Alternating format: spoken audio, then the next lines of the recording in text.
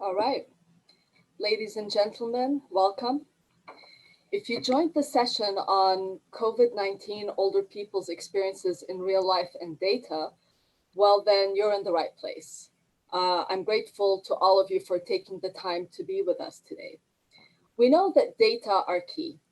They tell the story of how COVID-19 is changing the world. They help monitor the impact of the pandemic and they inform mitigation and response actions. Even the UN Office for Outer Space Affairs is now talking about space data and how it could be shared among nations going forward to better respond to future crises. Last month, our world reached an agonizing data milestone. We lost over 1 million lives from the COVID pandemic. This is a mind-numbing figure at a time when compassion fade is setting in. In his remarks, the Secretary General thought about the people behind the data. He asked, how can you say goodbye without holding a hand, or extending a gentle kiss, a warm embrace, and a final whispered, I love you? Still, there is no end in sight to the spread of the virus, the sluggish economic growth, the deepening inequalities, and the upheaval to our lives. Now more than ever, data are needed to build a more equitable, inclusive, sustainable, and resilient future, and to get back on track to realize Agenda 2030. Now more than ever, we know this all too well. Globally, older people have been virtually invisible in COVID-19 data.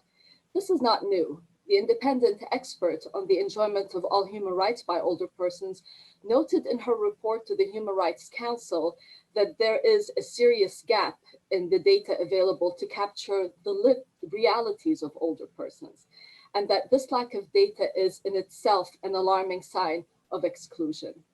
It renders meaningful policymaking and normative actions practically impossible. The pandemic brought to the forefront a conversation about these pervasive problems in relation to the inclusion of older people in official statistics. And here, I'd like to quote my colleague, Alexander Minovitz of HelpAge International, who organized today's event. Alex says, what we are left with is scarce, fragmented, and inadequate granular evidence, and that the data that is available becomes itself a barrier to the protection and prevention of discrimination against older people in policy and responses. Now, I don't know about you, but I want to know why this is happening, and I want to know what can we do about it. My name is Amal Abu Rafa, and I lead the program on aging at the UN in New York, and I'm happy to chair today's event on COVID-19, older people's experiences in real life and data. My colleague Alex, who is the Global Age Watch and Data Manager of HelpAge International, will be leading the facilitation of the panel discussions. We have two broad thematic parts to cover today. The first part is on information needed to understand the impact and needs of older women and men during the pandemic. And the second part is on the technical challenges of building granular evidence. Today's webinar is being recorded and we'll be able to post the link to the recording online after the event is complete, with big thanks to our colleague Serge Capto of UNDP for hosting this webinar. Alex and I invite your comments and your questions. Please post them at any point in the session chat on your screen. And we have an outstanding lineup of speakers. You know it's a great panel when the chair is as excited as the audience to hear and learn from the speakers joining us today. We have Sue Ju-Yun. Sue is the director of ARP Thought Leadership on the Longevity Economy. Boris Pavlin. Boris is the acting unit head of Field Epidemiology Services at WHO's Health Emergencies Program. My colleagues Nicole Monsim-Lai and Yumiko Kamiya, both are Population Affairs Officers at the Population Division at DESA, and Jeremiah Sixtus Derry, who's the Regional Statistician at Ghana Statistical Services. Welcome, everyone. Sue, let me start by asking you why diversity in data collection is required in the context of age discrimination and life expectancy, and what implications do all of this have in our work towards building back better? Sue, the floor is yours. Okay. Thank you. Okay, hi everyone. Good morning, good afternoon, good evening. I guess that's the conventional say hello to everybody. So I'd like to, okay, so is it working? We're good? Okay, so as we already know, the pandemic has had a profound impact on our health and the functioning of our society and economy. According to the Centers for Disease Control and Prevention, 8 in 10 COVID-19 related fatalities reported in the US have been of people 65 and older. As Amal said, this is just so dismal statistics. And apologize before I move on, most of my statistics are US centric, so please be aware of that.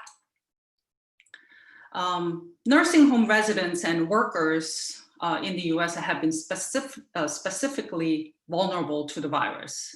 Mortalities related to COVID-19 in these facilities account for about 38% of the US total fatalities.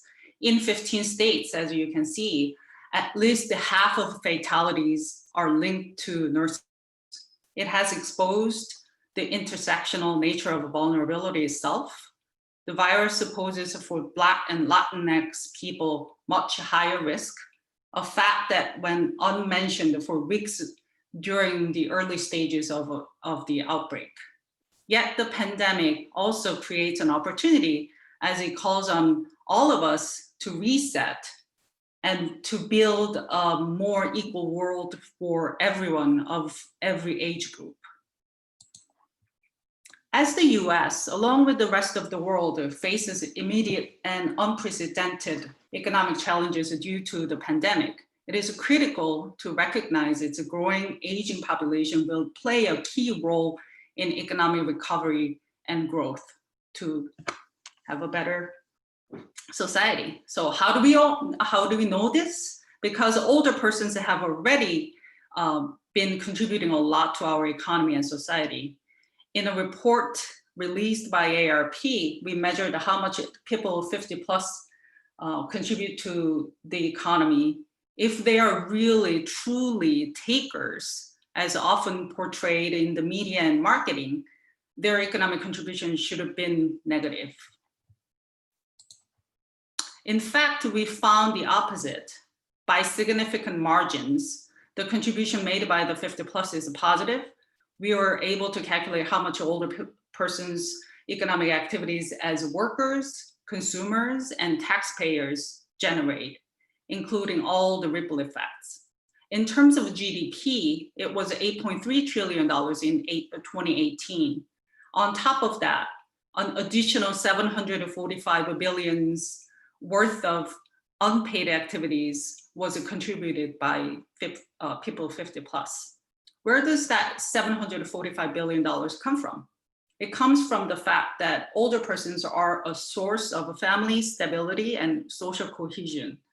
They are often primary caregivers for family and friends and help to raise their grandchildren. They are volunteers. These unpaid contributions help countless families, children, and other members of the communities achieve health, social, and economic security. We also forecast the economic contributions of the 50 plus by 2050. Future projections show their increasing economic impact, as you can see in the chart. This group will continue to serve as the core of the economy as more generations, including millennials and Gen Z, turn 50. In the projections, we accounted for COVID-19's impact on the economy. Households will reduce their consumption in response to a loss of income, and businesses will delay their investments. Also, an increase in mortality rates was factored into the model's future population figures to reflect the latest projections for COVID-19 fatalities. However, even after accounting for all these green factors, the 50 plus's impact on the economy remains significant. In fact, by 2050, 43% of GDP in the US will be accounted for by the 50 plus. Yet, despite the enormous productivity of older people, they still face many challenges. Among the most notable are ageism and age discrimination. This chart comes from a pre-pandemic survey conducted by AARP. On average, 61% of respondents say they've personally seen or experienced age discrimination in the workplace. Women are more likely than men to have seen or experienced age discrimination, and race also plays a role. More than 3/4 of African-American respondents reported seeing or experiencing age discrimination. When it comes to average duration of unemployment by age and gender, women in the age group 50 to 64 have experienced much longer unemployment than other groups. Older women bear the double burden of age and gender discrimination. This has been documented in other research. During the recovery from the Great Recession, older women of color had an especially hard time rebounding in the workplace. This was likely due to different isms intersecting, ageism, racism to some degree, and also issues that women in particular face in the workforce. Older, low-income workers are much more likely to feel trapped in their current positions. The bottom line is that those most likely to be affected by age discrimination are those least able to afford it. Due to COVID-19, there have been significant and disruptive changes in the labor market as well.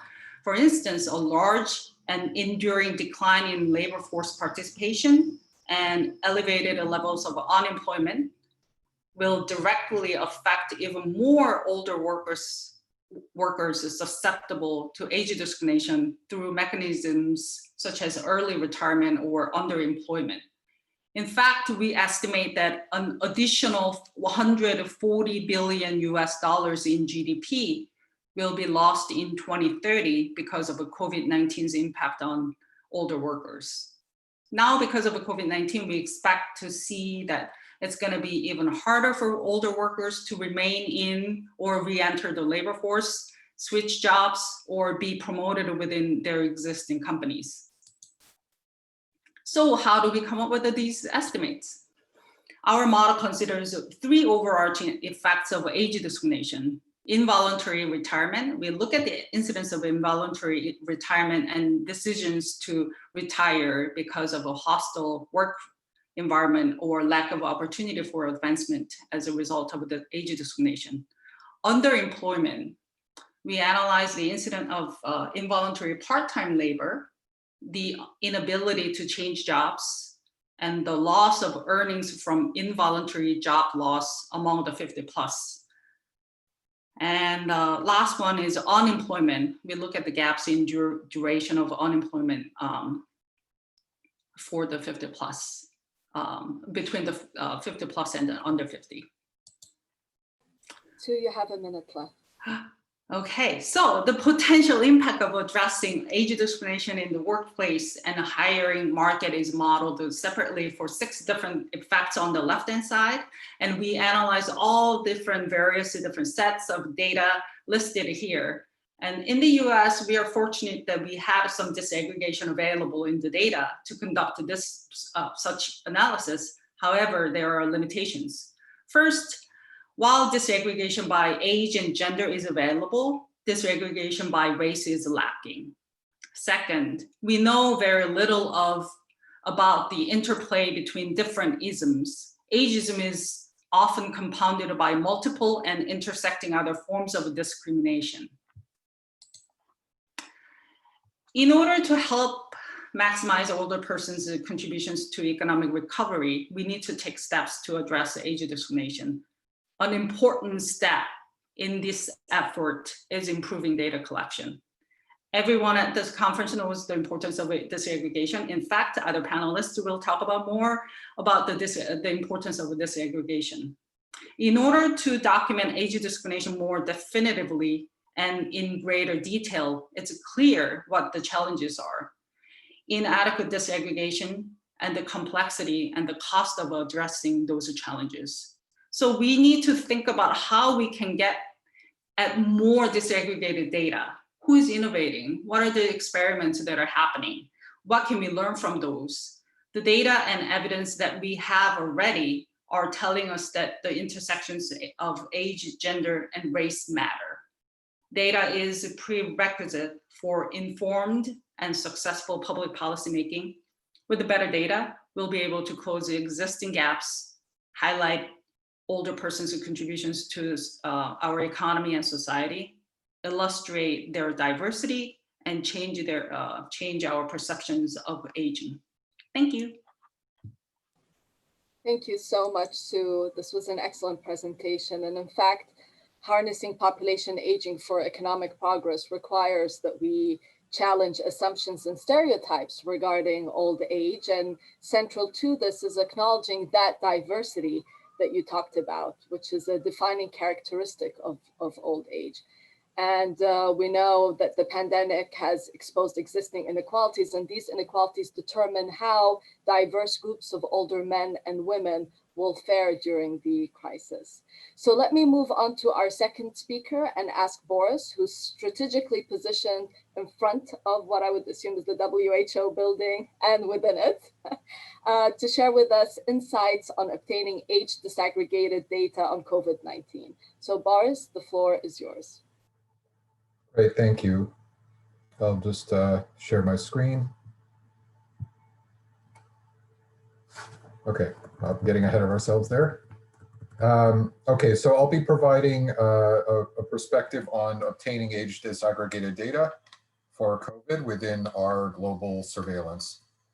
First of all, to explain that WHO has essentially three major surveillance systems for COVID at the global level. One is the daily aggregation of cases and deaths from member states' public data. This comes to us through the regional office dashboards, who in turn get it from, for example, Ministry of Health websites. And these are available through our dashboard, the address listed there. The second source is case-based individual data, detailed reports, which are sent by member states about individual patients through a number of portals, and this has been available since January. The third source is weekly aggregated data submitted by member states, which collect data on a smaller number of key indicators and has been in place since March and was revised in July. And then there are a number of other sources, such as ad hoc collection of intelligence about major COVID-related events. For example, higher rates of infection amongst migrant worker dormitories.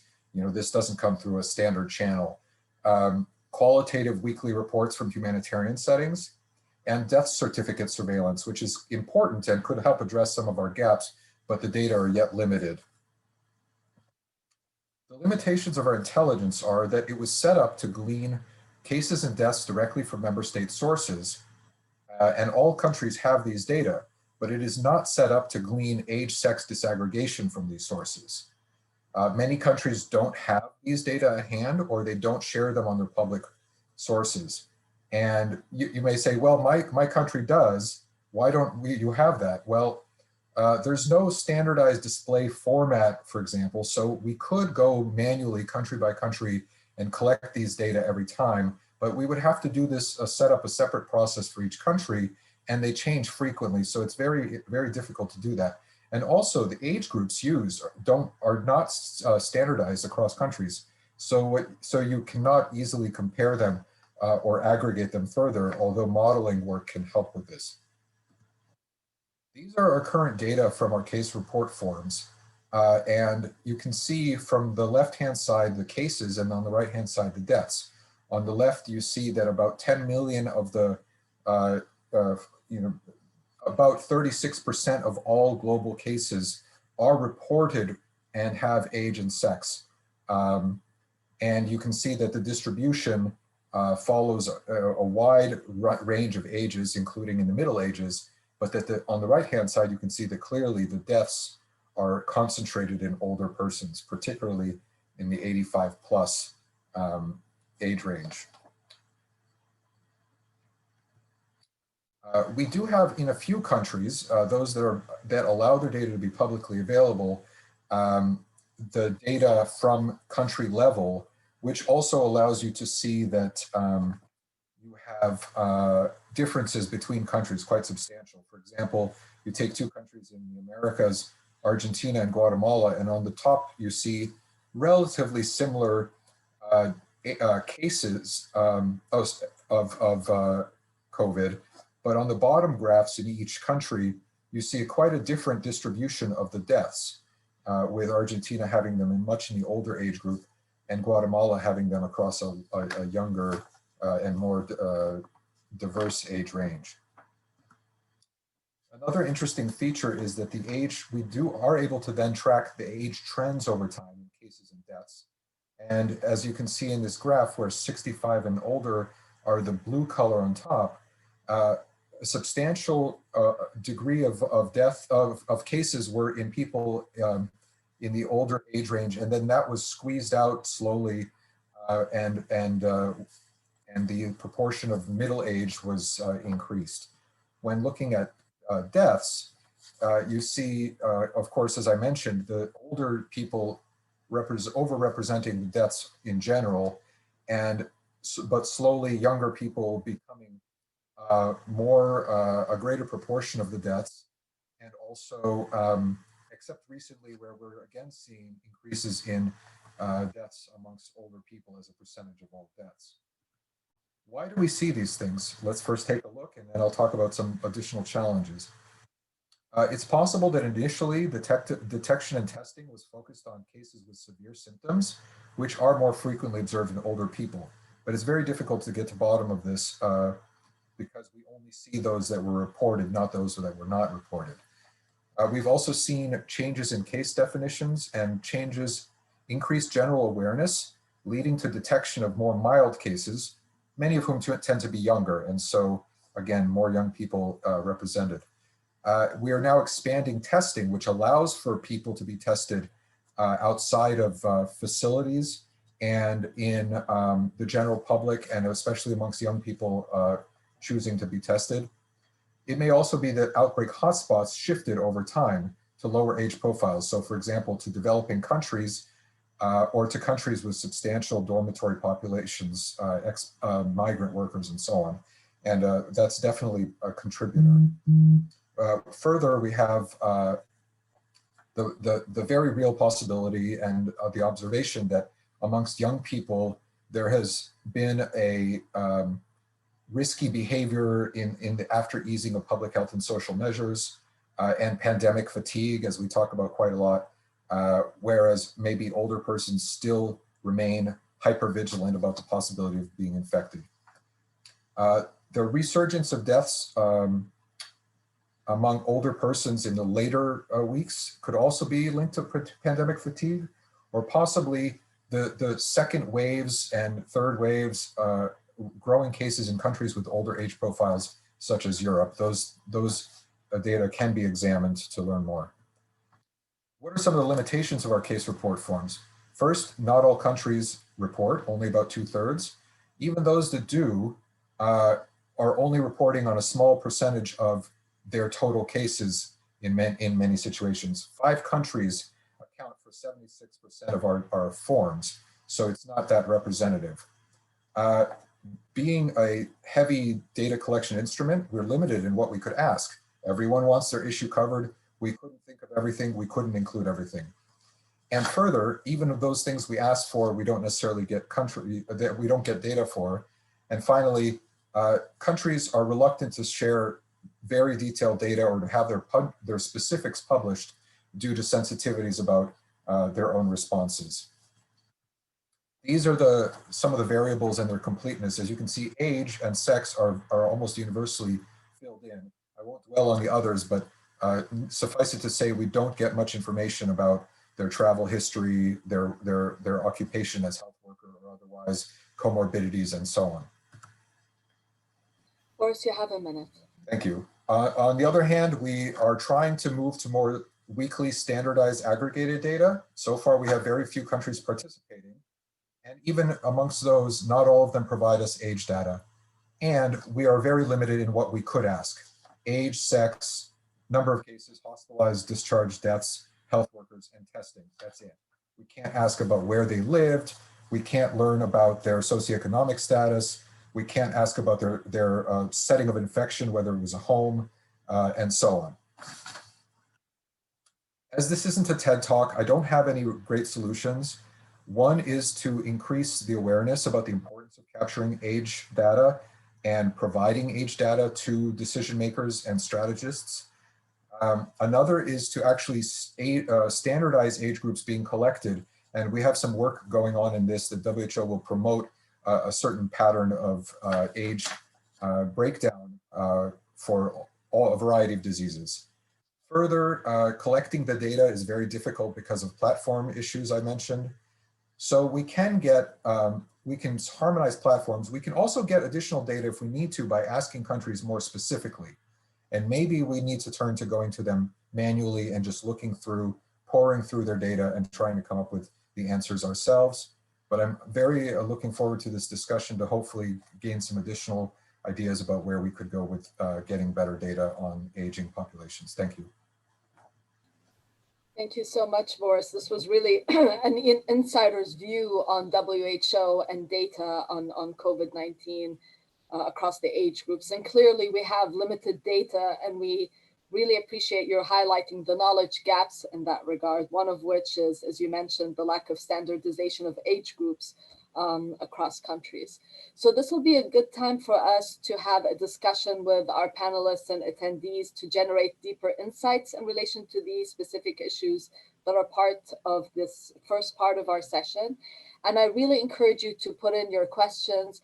There are no silly questions when it comes to data. I know a good number of the attendees could be advocates or policymakers, and really over here we have the experts who can answer our questions and our inquiries when it comes to data and older persons. So I will pass the mic to Alex to facilitate this discussion, but as he prepares himself to go through the questions in the session chat and what he has himself to the panelists, let me start by saying that, Sue, you identified in high income context several different data instruments that can give us sort of an insight on ageism in the labor market. And I know that Jeremiah in the second part will soon explore the national country specific issues on data collection. And I was wondering, and this is a question to all the panelists, what do you think would be the guiding principles for relevant ministries like the ministries of health that Boris referred to and national statistics offices on building a broader understanding of the situation of older persons during the pandemic? And feel free to take up the floor to answer that question. And then we pass it on to Alex. Thank you.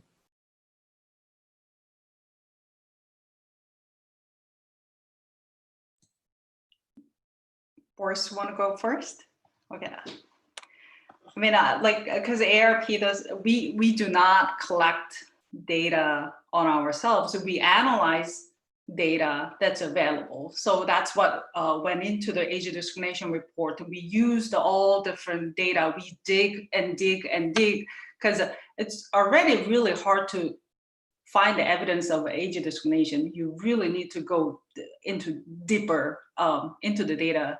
So it matters how you define age discrimination. I mean, I think collecting data is one thing, but analyzing those collected data and showing the evidence that why older people needs this help, or older people are strong in the economy, and then they're the drivers of the economic recovery and growth a post the pandemic world.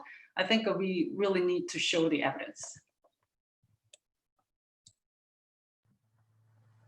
As you can imagine, during COVID, I think it's been particularly challenging to get additional data because countries are so overwhelmed themselves in just responding, and of course, getting data to inform those responses is crucial. But you can imagine that it's very difficult to ask for even more than what we have been trying to ask for decades in terms of additional data from a number of sources. And so I think we do have to accept that there are going to be limitations in the data that are available right now. I think much of the data are collected and will be made available in due course when people have a bit more time to breathe. I also mentioned, for example, that there is death certificate surveillance being undertaken to compare our mortality data to pre-existing civil registration vital statistics data. And we have those data normally on an annual basis, and it's very difficult to shift gears and say, please provide this weekly.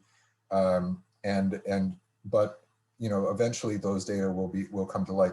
In similar veins, I think looking at some of the economic impacts and so on will be something that we can undertake. Hopefully in not the distant future, but in the near future. Now that we've kind of had, of course, we're many places are still in the thick of it, or even worse than they have been in the past. But at least as from a data perspective, a lot of the data collection systems are stronger now and are starting to produce better data, and will be able to be used. I'm confident to inform questions like that. Can I add one more thing? Age is one thing. Well, it's already hard to collect even age disaggregated data. But I think race intersected with age is even worse in terms of data availability. Boris mentioned the death certificate, and there is no race is there, but it's mostly for the US cases, so US death certificate, race is not really usable. Race information in the death certificate is not really usable. Then where can we get, like, how did this, like, we know the reason why this person died, but we don't know what the race of this person is.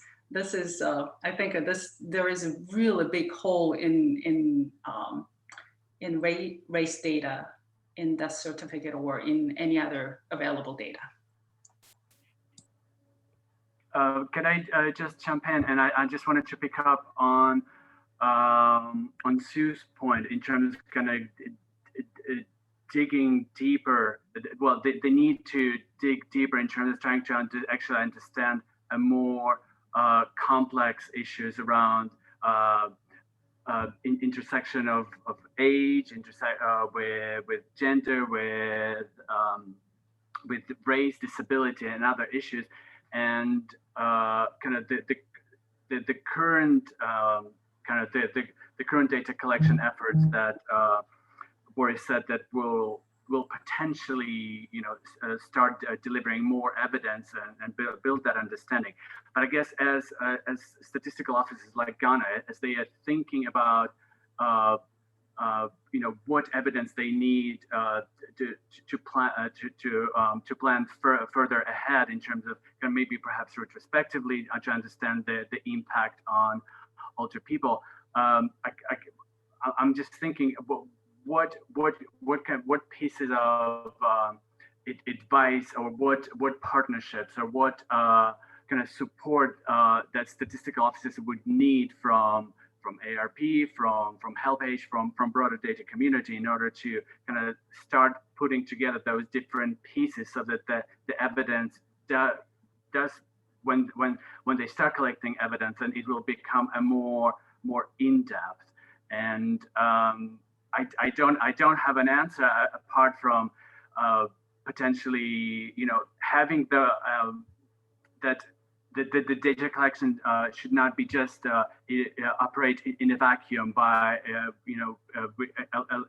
between ministries of health and statistical offices. I think there are partnerships, and there are probably different stakeholders that need to be part of this discussion to identifying those those key elements like Sue said, race and others. So I think it would be interesting to hear Jeremiah's reflection based on their work with WHO on health aging in Ghana, and whether there are any approaches from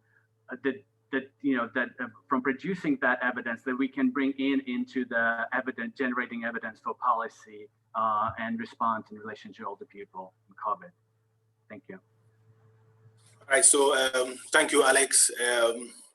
Like you said, just most recently, Ghana conducted a case study on evidence, information, and data on healthy aging. And then it was clear that the data that is available is fragmented, seated at individual institutional offices. There is no that collaboration that existed between institutions. So for us as a statistical office, what we are doing now is to strengthen our administrative data system, because we acknowledge that there's a huge data out there and statistical offices cannot collect this data alone. And so we need partners to come in and to be able to coordinate the collection of this data, have standardized instruments that enables us to integrate this data into a system that makes it more available for policy and for programs units. And so we currently are having the technical support from Statistics Denmark on the area of administrative data system, trying to build a more robust system where other agencies and departments can feed into that system, so we can have a more robust data. And then I think we would need more technical support going forward to be able to carry this forward. We would need to build and sustain that collaboration that exists between agencies and departments to be able to make sure that we have more data on older adults. And so I think that this is critical moving forward for places like statistical offices. Thank you. Thank you, Jeremiah. Before we jump on to the next part, we would have questions coming in. So one is from Ushnish Sengupta, and apologies if I mispronounced your name. How can we encourage governments and national statistical offices to collect more intersectional data? In Canada, we get COVID-19 data on age and gender, to race, ethnicity, but not disability. And another question specifically for Boris, could you please explain further limiting factors on gathering more useful weekly data? This question is from Amy Johnson. So I guess the first question on improving intersectionality data. Intersectional data is open to everyone if anyone has any reflections. And then the second question is for Boris.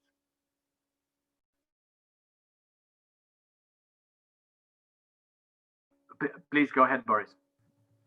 Yeah, from my perspective, maybe I can answer both questions at once for me, which is that in the weekly data, so we started with case report forms and we asked a lot of questions, but even there we couldn't ask all the questions that people wanted. You know, does the person also have TB? Do they also have HIV? Are they on ART for their HIV and so on? You know, you can imagine the list can grow infinitely. When it comes to trying to parse down to the very minimal data set, how many cases, how old are they male or female? Are they healthcare workers? And what has become of them? Are they hospitalized? Have they died? If you then add any additional layers on that, you know, if you need all of those data by whether they're disabled or not, you're now talking about literally doubling the number of categories. If you want to know if they are how many were from an assisted living facility or not, again, you're doubling the number of categories, such that you would have to have you know, number of cases who are disabled who are 0 to 4 years old, number of cases who are not disabled who are 0 to 4 years old, number of cases who are living, and if they need to be disabled and living in a facility, then you're growing exponentially. So we have, in practical terms, we have to always limit the practicality of what can we actually get countries to report. We have no ability to mandate reporting on most things. So it is up to the voluntary compliance and the resources available to do so. I have no doubt that the member states of WHO would be happy to provide these data if they had them and if they had the time to provide them between all the other fires they're putting out. It's just simply not practical from in our world. Thanks. Right. Any further takers on questions on intersectionality in data? And then we will have to move on to the second part of the session. I think it's hard, but I think if intersectionality, intersection of those socioeconomic characteristics is not available in such country, then you can borrow some data presented or collected those in other countries and then present that evidence. This matters, race, gender, age, all this intersection of these three or more, disability is another issue, like those matter. So I think pushing the national statistical offices to collect data, and then by showing them, showcasing that other countries have done it, and then it matters. So I think that's one way to push them, but I don't know. I know it's really hard for those who always try to push the national statistical offices. But good luck, we can do it. Thank you, Sue. I am collating other questions and comments that are coming through. So we'll try to address them either in the second part, or we'll find a way to respond to that after the session. Amal, over to you, please. Thank you so much, Alex. So let's move to the second part of our session to get a better understanding now of what the technical challenges are. I have the pleasure to give the floor to my colleagues from DESA Population Division, who will deliver a joint presentation on COVID-19 mortality, older persons, and living arrangements. Nicole, I'll pass on the floor to you. Thank you. Good morning, all. Thank you. Are you able to see my screen? Yes. Okay. Good morning. Today, I'm Nicole Mansimlai from UN Population Division. Today, I want to talk to you about COVID-19 mortality and living arrangements of older persons that we have. So what we really want to know, that what populations are at greatest risk and why, and how to age, gender, and living arrangements of older persons contribute to the risk of dying from COVID-19. And so far, what we observed, so based on the data available, so far we look at the percentage of COVID-19 deaths occurred in nursing home across mostly EU countries and North America. Of all these countries, we found that in 14 countries, nursing home deaths accounted for more than 40% of all COVID-19 deaths. For example, Slovenia and Canada have more than 80% of all COVID-19 deaths occur in nursing home. Spain and Belgium about 60% or more, and France and Sweden 40% and more. So these are the data we have. But what we see is these data are not disaggregated by age. No age in the data. So we want to distinguish between two risk factors here. We know that age is a key risk factor in COVID-19 mortality. So it is not surprising to see a higher death rates and also large concentration of deaths in nursing home. But on the other hand, beside the old person's advanced age and frailty, it is likely that we also know that the residents of nursing home face additional risk because the infection is spread by health staff. So knowing these risk factors are kind of important to enable us to really prioritize efforts to save life. So the data we really need to understand all this is to look at international evidence on confirmed and probable COVID-19 cases and deaths. And we need it jointly by date, age, sex, and place of their usual residence. But the challenge that we are having right now is we have limited data on joint distribution. So the data on both age and place of usual residence are very limited. And also we found a lot of lack of standardization measured, particularly in the age groups, and also the definition of nursing home that each country use. And of course, the data are not timely. So one key lesson from this pandemic we can review is that we really need to strengthen the national vital statistics system in collecting and reporting vital statistics, especially is the timely and accurate information and on the deaths and its causes. So that's all I'm talking for today. I'm going to pass on to my colleague Yumi. She's going to tell you more about living arrangement of older person.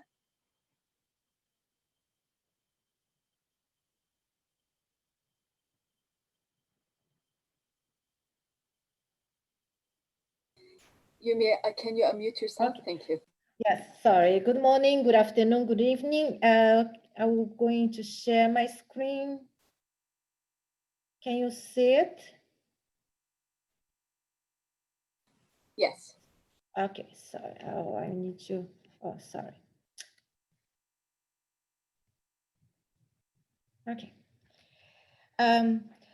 It's a great honor to present about the United Nations database on the household and living arrangement of the older persons. So the first question is, why do the living arrangement matters?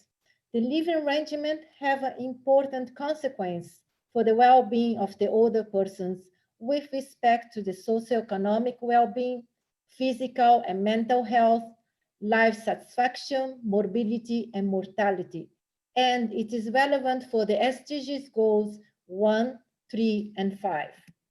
So the United Nations database on the household and living arrangement of the older persons has the indicators on the household size, household composition, and the living arrangement of the older person, whether the older persons live alone, with spouse or partner, with children, or in the extended household.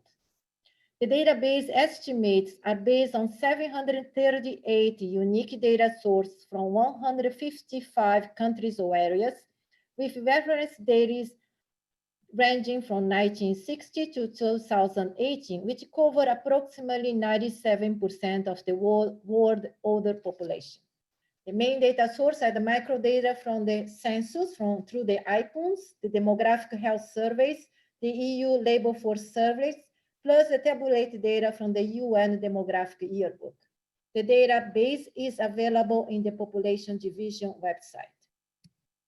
So what is the major challenges to get this kind of the information? First challenge is the coverage. Not all countries are part of the EPUNS International, which is a repository of the micro data for the micro census data.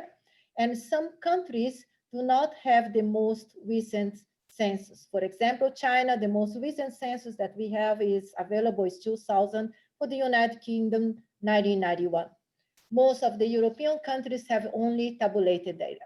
The second challenge is that since we are estimating these indicators from different surveys and country-specific census, which are not standardized.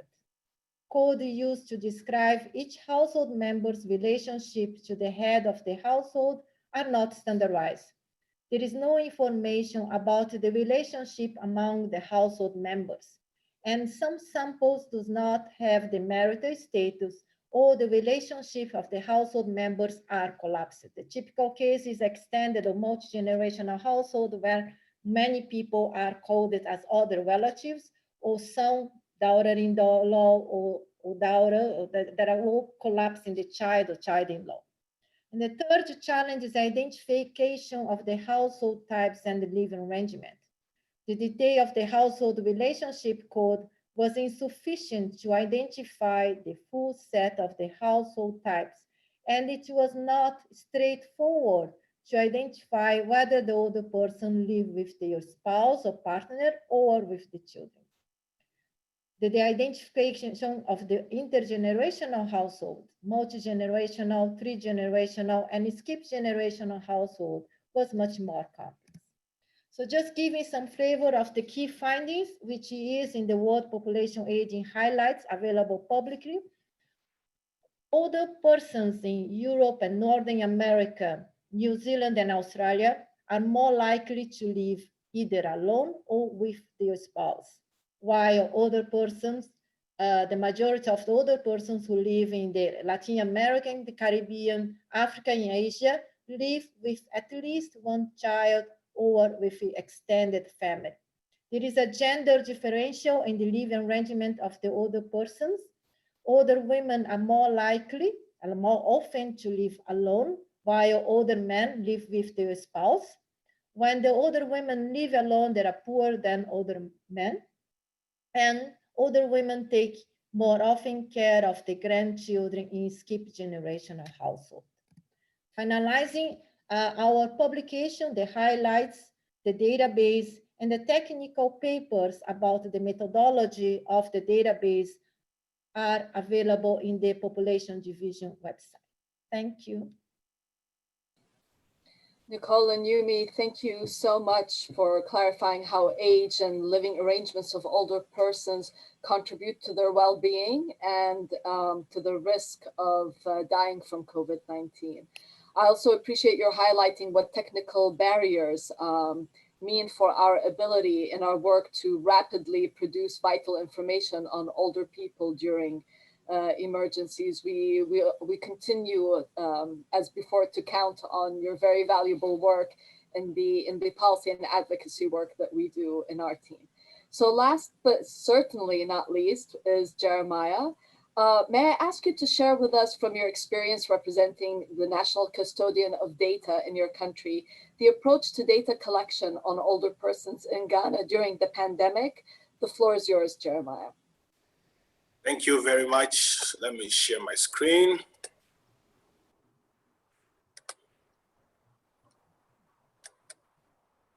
Oh, I'm there. Okay, so thank you for the opportunity.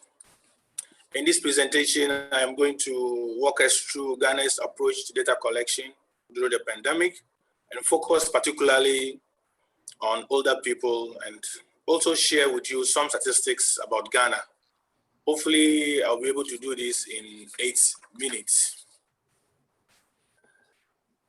Like any other country in sub-Saharan Africa, data on older people remains a challenge, partly because population age remains small and therefore no much attention is placed on it. Nonetheless, Ghana is making giant strides to change the narratives. Most recently, we conducted a case study on data evidence and information for healthy aging, sponsored by the WHO. The case study brought to the fore the very essence why, as a country, we need to intensify our efforts in the area of data on older people. During the pandemic, Ghana's approach to data collection on the aged was a mixed approach, combining data from routine surveillance and data from modern forms of data collection, particularly through the computer-assisted telephone interviews. So here you see a typical view of the data from the Ghana Health Service COVID-19 dashboard, reporting routine surveillance data on confirmed cases and deaths.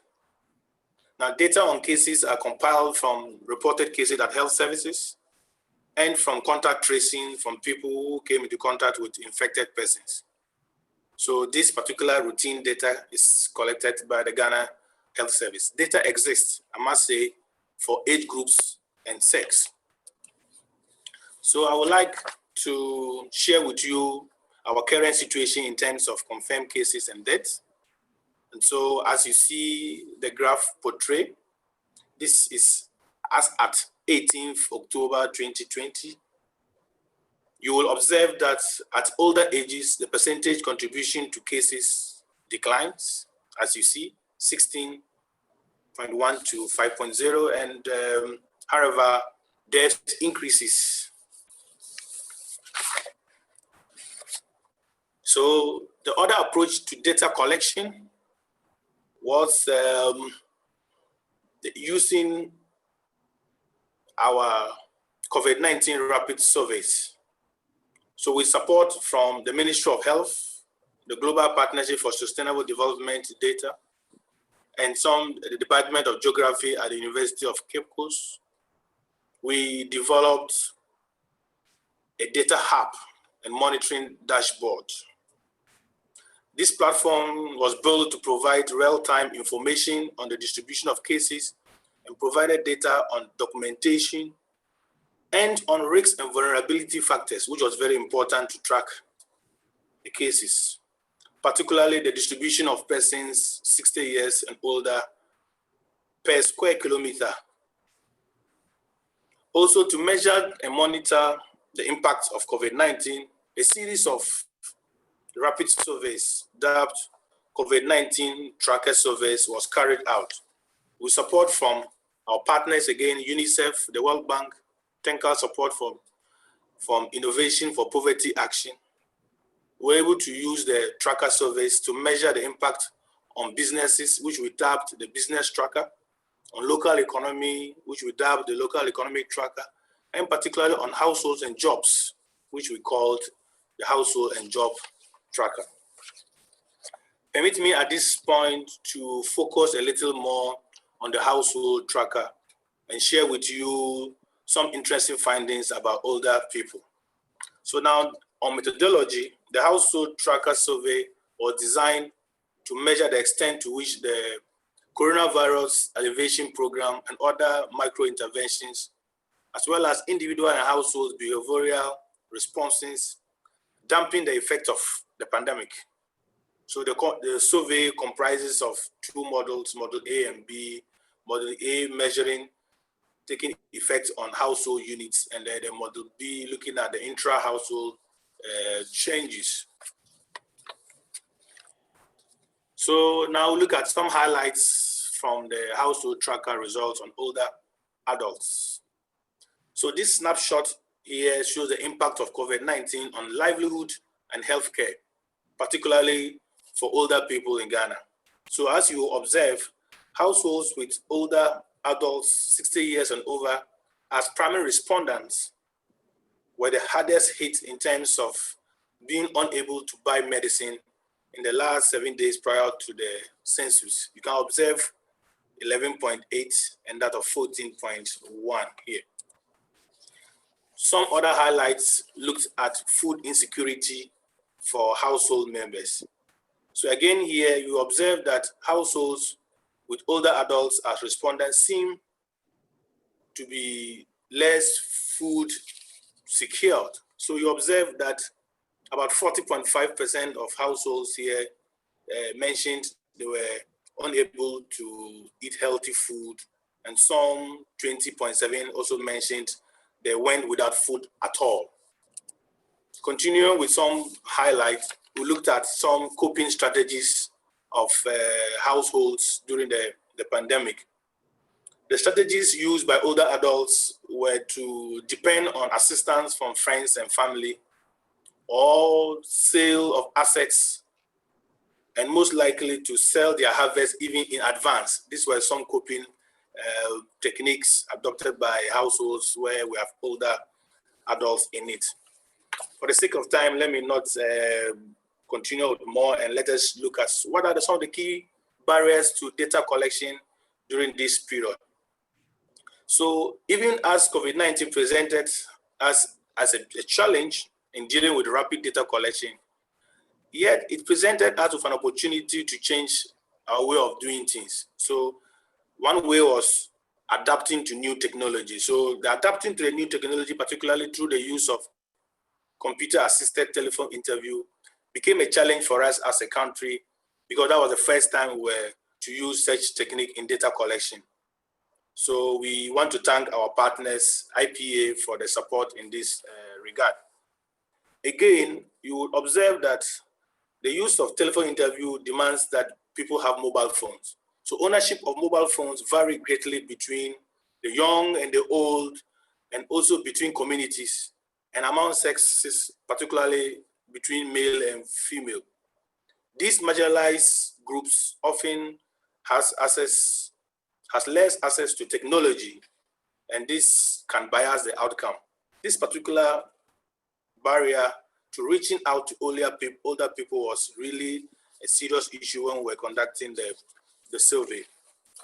So in my concluding thoughts, I want to say that Ghana Statistical Service was up to the task in generating timely, good quality, and age-disaggregated data to inform policy and program response. However, I must admit here that on relation to generating robust evidence on older adults, I think we were moderately successful. Again, we are putting in place mechanisms to harness both administrative data and big data through our engagement with statistics demos, as I mentioned earlier on, and other bilateral and multilateral agencies to ensure we get our administrative data well placed, and most importantly, integrate that into our traditional data sources. Our new Statistical Service Act places on us a responsibility of coordinating the statistical ecosystem and the national statistical system. We hope to deepen cooperation with other ministries, departments, and agencies in the production of robust evidence on older adults. Thank you very much. Thank you so much, Jeremiah. This was really very informative, and also not from someone kind of like from my end who's asking for data, but from the people who are actually working hard to understanding what the pitfalls are and the inadequacy of data, and you know what measures you've been taking to address them, given the complexities that everyone's been talking about. So I think we're good, Alex, to get started with the second part of the panel discussion. And as I hand the floor over to you, maybe I could start off with a general question to all the panelists. How do you think we can strengthen links between national and international levels to improve reporting on data that we need? So over to the speakers and then to Alex. Thank you.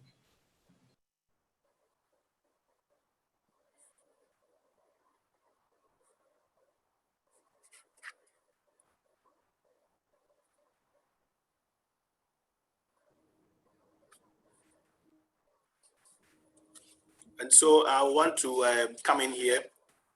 So even within the country, we acknowledge that even the instruments of data collection within the country is not standardized. And so we have different agencies having different definitions for older adults and different methods of collecting data on older adults. So even within the country, we will need to standardize the instrument for data collection. And so for the link between international community and national statistical offices, I think we need to have a well-defined conceptual framework to start with.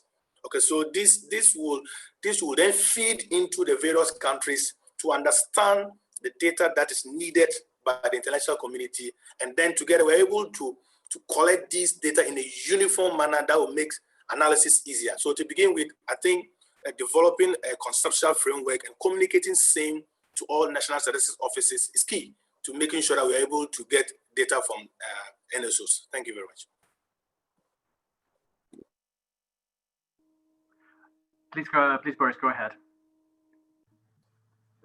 I also think that we need to work more closely between, as the topic here is health and COVID.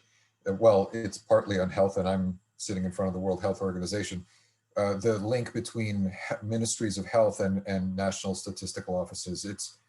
One assumes that everyone in a country talks to one another, and having spent the last 9 years before my transfer to headquarters in country offices, I know this not to be the case. So In fact, even within WHO, I only met my CRVS, my Civil Registration and Vital Statistics health colleagues this year because of COVID. And before that, I had never spoken to any of them. And so it is incumbent upon all of us, I think, to bridge the gap between the different disciplines, because otherwise the interdependent data will never align, because we may do great promulgating our own surveillance age groups, while the statistics community does an excellent job of promulgating their statistical age groups. And in the end, we realized that if we had just spoken at the beginning, we could have tweaked one minor thing and had them align, but in the end, they cannot. So I think we all need to play our part. And I think that some of the communities, some of the international and national NGOs can also help put the right people, connect the right people. Sometimes we meet at conferences and so on, hosted by our NGO colleagues that otherwise we would never have met at. Thanks. I also want to second Boris's points, and then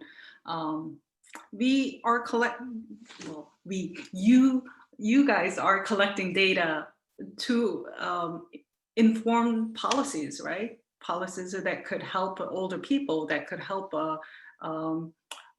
underserved people, and those who are not, who have not been really visible in the statistical records.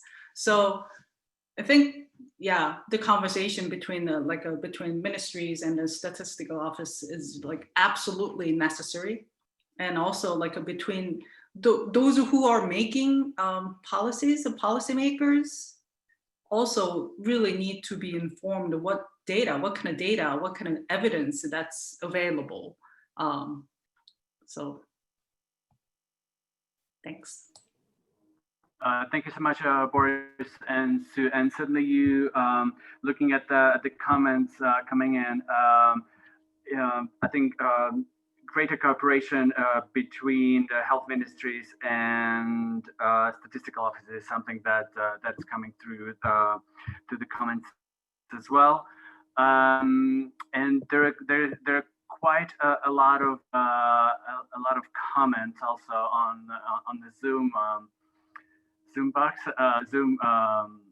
chat box. So I'm struggling to pull it together in terms of similar questions. I guess there is one question for Jeremiah. What types of administrative data that are most useful on aging and older people, and what are some of the barriers to improving administrative data? If you could comment on that, and I'll try to identify other questions. Thank you. Okay, so thank you very much. So as I said, the case study revealed that the areas where they use administrative data on older adults, mostly in Ghana, has to do with the health insurance scheme. We have a National Health Insurance Authority where there's a policy for free healthcare for the aged, and so when they seek medical care, data on older adults seeking medical care, the type of medication and even the cost for the healthcare is stored, and so there's vast data on older people when you go to the National Health Insurance Scheme. Again, we have data become useful to the Social Security and National Insurance Trust, SNIT, that manages the pension of older adults. So there again, there's a lot of data sitting at the National Insurance Scheme data set, which is used to monitor and determine the payment of pension schemes to older people and stuff. Again, we have data from the Ghana Health Service sitting down there. Like I said, all these data are sitting on individual computers, and so there's not even that system that links data from Ghana Health Service to the National Health Insurance Scheme data set then to the pension scheme data set to be able to get that linkage. It does not exist now as it stands now. We look forward to the very nearest future to make sure that exists, and that makes analysis more easier and more comprehensive. Thank you. Thank you, Jeremiah. So there is support for, or a call for, a more aging specific surveys to be able to address some of the kind of the glaring gaps. There is a comment about whether lack of data is an excuse for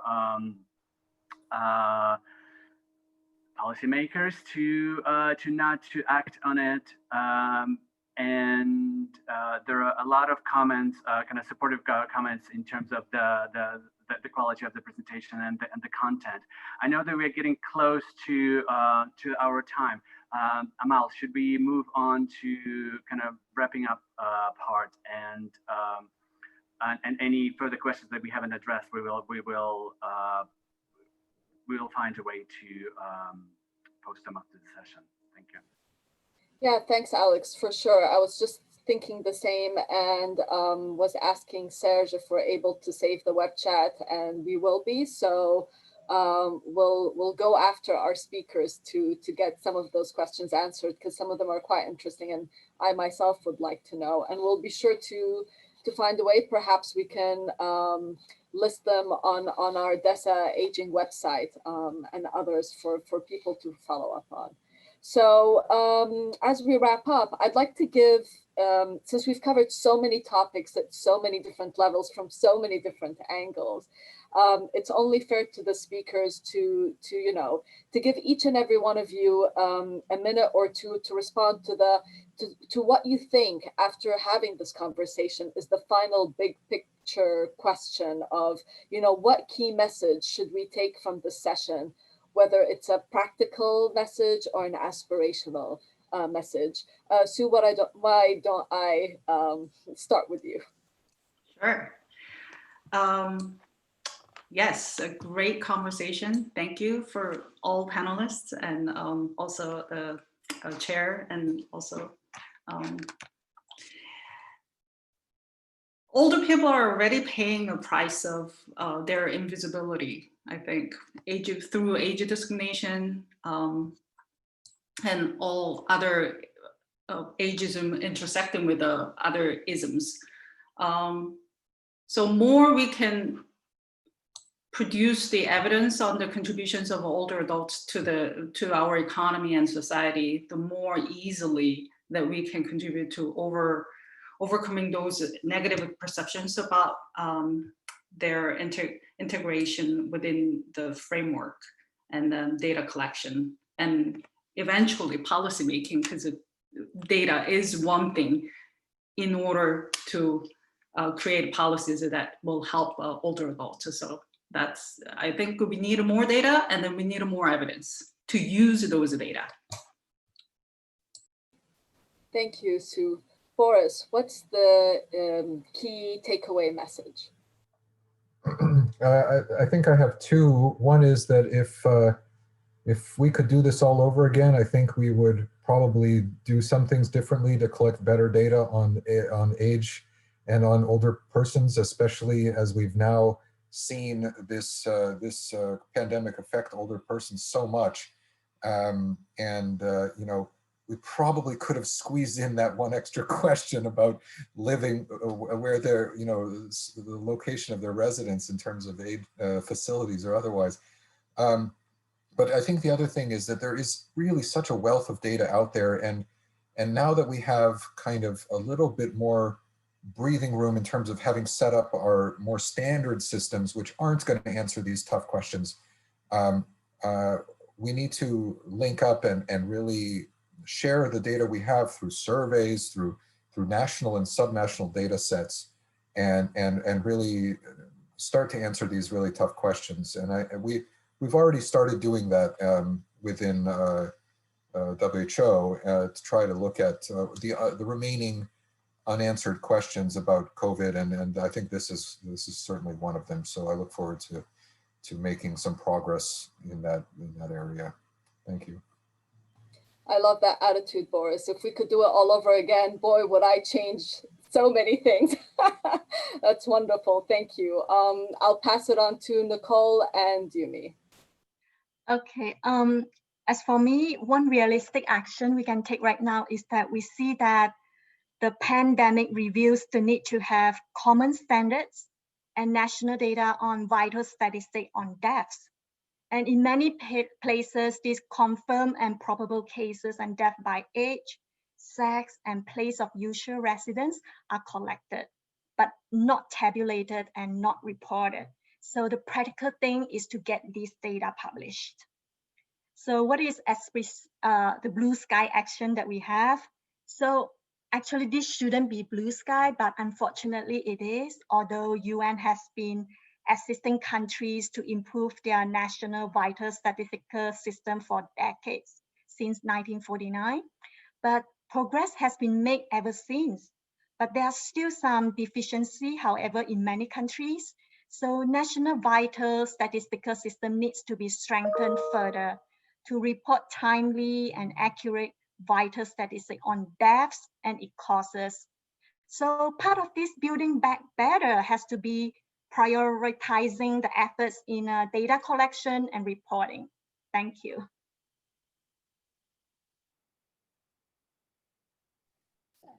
The way that I look forward is in terms of the realistic actions, there is still a need for the standardization of the definition and classification of the many concepts, such as institutionalized persons, collective household, and homeless people. We have not been able to compare because every country uses different definitions. So the idea would be that since there is a guidance from the UNST that every country use same kind of the standardization classification of this concept. The second point is a more kind of aspirational. In our sciences, we are not collecting data. We are more processing the data to create the indicators and estimations. So it would be desirable if more countries engaged with the IPUNS International and make their micro data census available publicly. And those who are already have the data in the IPUNS that they could deposit the most recent data so that we can have a more recent available estimates for the population and living arrangement. Thank you, Nicole and Yumi. Jeremiah, the floor is yours, your key takeaway message. Thank you.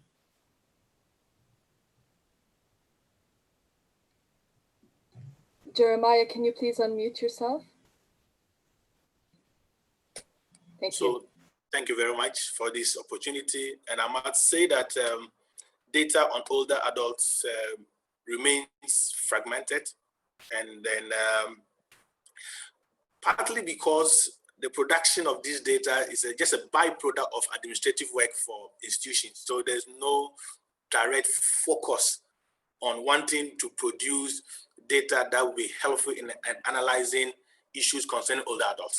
And so to begin with, we think we will need to strengthen our administrative data collection system to make it more focused on older adults. And so that when we are collecting data, this is purposive and not just as a result of it being a bad product of your day-to-day activity. I also want to agree to the call for us to have a specific data collection system aimed at investigating issues on older adults. That has not happened in Ghana, and I look forward to a situation that we take advantage of our next year population housing census, which are going to happen in April, May next year.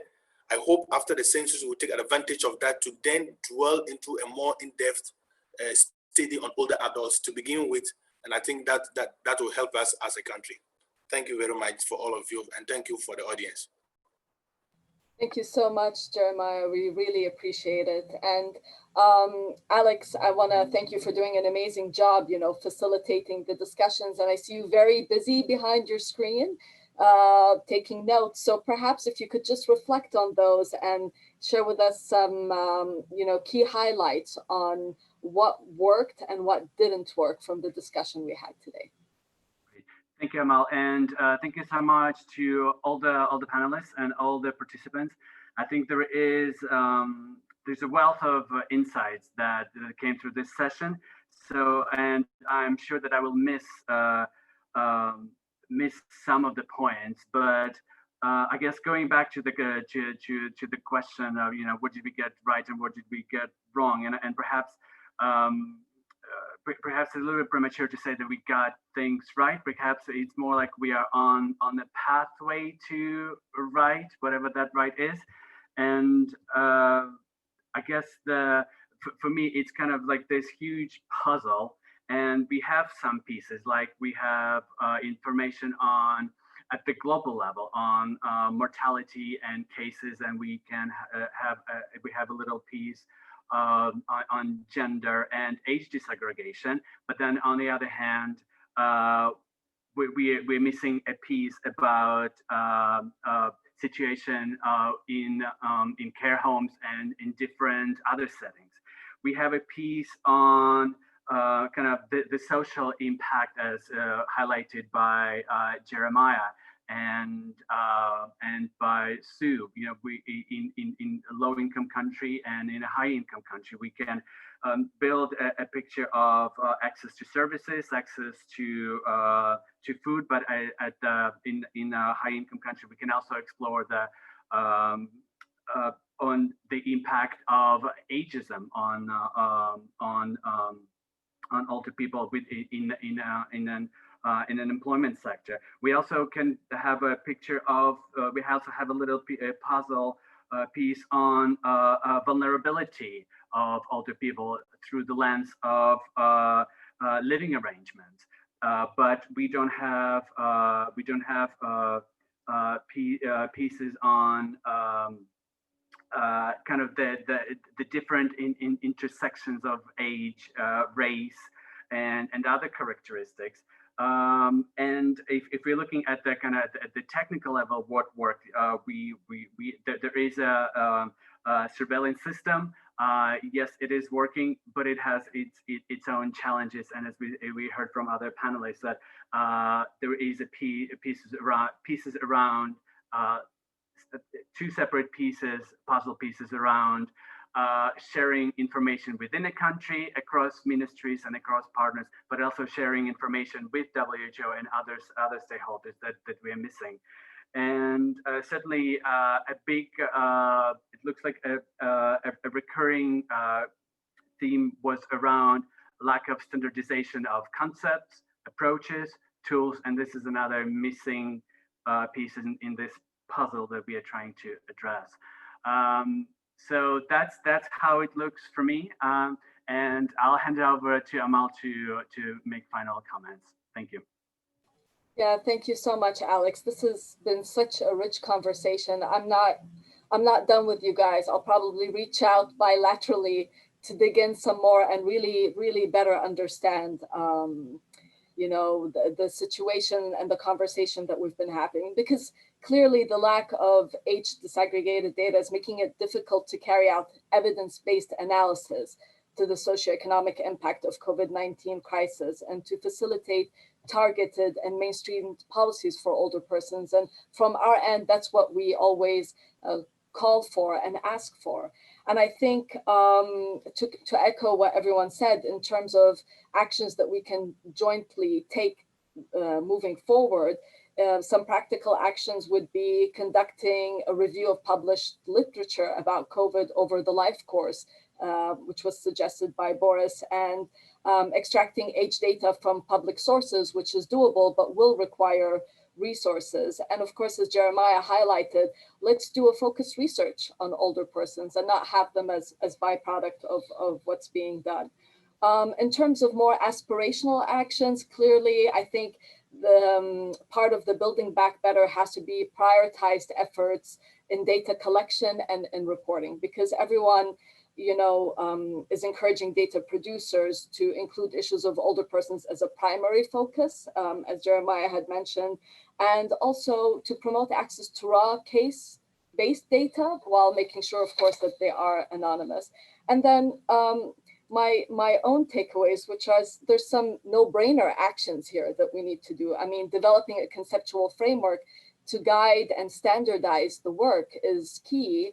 And as some of you might be aware, the Titchfield Group is actually, a number of national statistics offices worldwide that are volunteering to do exactly just that, and they will be reporting on their work to the Statistical Commission. And of course, to bridge the gap between the different disciplines, as Boris told us, whether it's the Ministry of Health and National Statistics offices. Otherwise, these interdependent data will indeed never align. And as a final takeaway from my end, disaggregated and widely communicated data also serve to empower people, right? To equip them with vital information to participate in public dialogue and policymaking, and to enable accountability. So I believe as a key human rights requirement, it is crucial to engage older persons themselves in the various stages that we've talked about here, whether it's data collection, analysis, use, and reporting.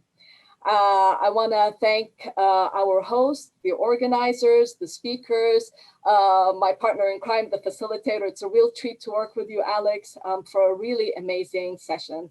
Thank you all for your time and have a wonderful rest of your day. Take care, everybody. Goodbye. Bye. Goodbye. Thank you, everyone.